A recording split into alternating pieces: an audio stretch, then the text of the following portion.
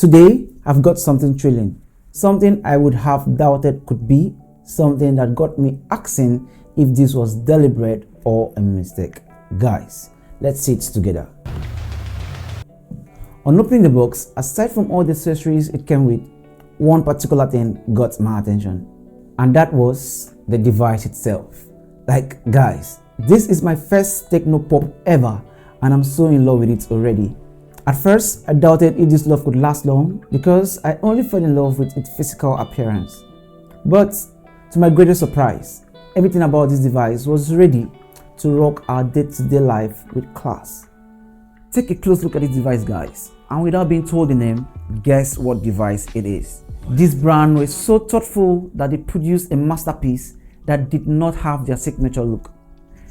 The build of this device is unique, classic, very mindful, and very decorous, if I'm permitted to use that word.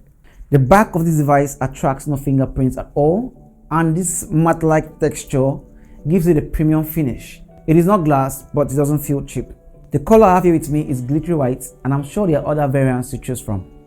I also love how the cameras are mounted on this spherical-like platform that gives it a little projection out of the main body of the device. And on it is a 13 megapixel main camera, a flashlight, and surprisingly an infrared remote, commonly called IR blaster by most people. If you don't know what the IR blaster is used for, here it is. The IR blaster is used to control most of our home appliances, from TVs to air conditioners to camera. And this introduction to the Tecno Pop 9 has got me questioning other designs. Before now, the IR blaster was placed on top of the device, like right here, and we use like traditional remotes to control our TVs and air conditioners. But when it comes to the Tecno Pop 9, it is a different ball game entirely, because it is placed at the back right here, and you have to operate it upright like this to control your home appliances. So guys, let me know which one is more comfortable with you, the traditional way or the new method. As for me, I will adopt this new method because it feels abnormal in a good way and stylish, like offing the key lights in this studio. Oops, that wasn't from the phone, but you get the point. Now, moving further, these were the images I took from the 13 megapixel main camera, and man, I wasn't expecting it to be this good.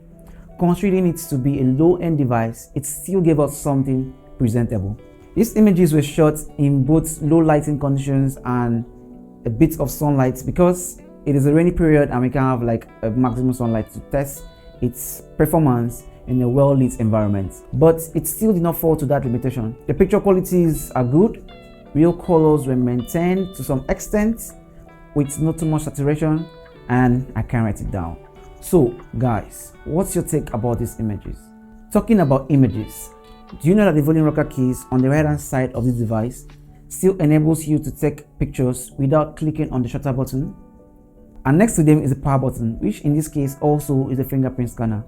I do prefer it here than at the back of this device, and it is not slow when trying to unlock this device. Taking a 360 tour around this device, I noticed we have got a 3.5mm headphone jack, a microphone, a dual speaker, a SIM ejector slot, and a USB Type-C charging port. This Tecno Pop 9 only supports 15 watts charger, which was included in the box, but it has a massive 5000 mAh battery capacity. I feel with this low watt input, this device will require so much time to charge from 0 to 100. But on a full charge and moderate use, this device will last a day or two if I'm not mistaken. If you're a heavy user, you will require much battery on a daily use. Talking about requirements, the screen is a 6.67-inch smooth display according to Tecno. So what makes this display smooth when it is just 720p resolution? At least we can call 1080p smooth, but when it comes to 780p, it's enough for me. But good enough, we've got a 128 refresh rate, which I feel will help this display to some extent. While watching movies, it wasn't bad as I could still see pictures clearly and the colors were maintained to some level. The dual speakers also complemented the movie section as it delivers a manageable audio. Here's what it sounds like. Other than that, this is a very beautiful device with class. For the external features, the power button and the volume rocker keys are located on the right hand side of the device. At the bottom, we have a SIM tray that can take dual nano SIM card, and there is no option for a micro SD card. So it is not a bad display, but for its price, I would say it is the best. This display also has a hole for the 8 megapixel front camera, and here is what the images look like. They are not fine-tuned, they are not blurry, they are not super sharp, but they produce decent photos. Picture processing on this device is not of high class, but it's cool. What do you think about the images, guys? Share your thoughts with me in the comment section. I believe we've gotten to the point where you need to hit that subscribe button, because it's the soft button that needs to be taken out of the way. Talking about a soft button that needs to be taken out of the way, let's see what the hardware of the Tecno Pop 9 is made up of. This device is packed with a Unisoc T615 processor with a Mali G57 GPU for gaming. It also has a 3 GB of RAM that can be expanded to 6 GB and a 64 GB of internal storage for these variants I have here with me. But there is also the 4 GB of RAM and a 128 GB of storage. Good enough, we can expand this device storage to 1 TB through the provided SD card slot. Heavy games are not ideal for this device as it was not designed for that. But you can comfortably enjoy all your 3D games. As you can see, it's not doing bad at all. For day-to-day tasks like calls, chatting, checking emails, and other multitasking, I haven't found any shortcoming yet.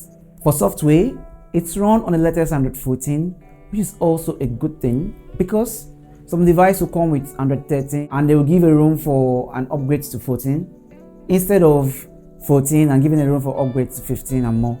So it's a nice one for the Tecno Pop 9. So what am I saying? The Tecno Pop 9 right here is quite an interesting device, an affordable one to own.